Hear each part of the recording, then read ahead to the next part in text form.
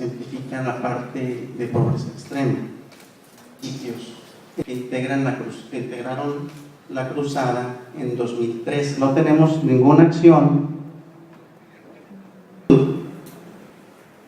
Peso y talla. Quienes dependen del gobierno federal, y quiero hacerlo a nombre de mis compañeros del gobierno estatal y del sistema DIF Sinaloa, unirnos a este esfuerzo del presidente, nos aboca y nos convoca a que lo hagamos de una manera ordenada y nosotros sumarnos a los que ustedes finalmente determinen, puesto que no lo considero como una parte meramente institucional, sino como un compromiso personal, puesto que creo la estrategia es buena, sirve, es un ejercicio, como se ha manifestado en muchos lugares, en muchas opiniones, que enarbola muchas estrategias que se han hecho en el pasado. Sin embargo, durante un tiempo importante la vertiente social estuvo, digamos, dispersa, no estuvo tan concentrada como ahora se está pretendiendo hacer. Entonces, esa es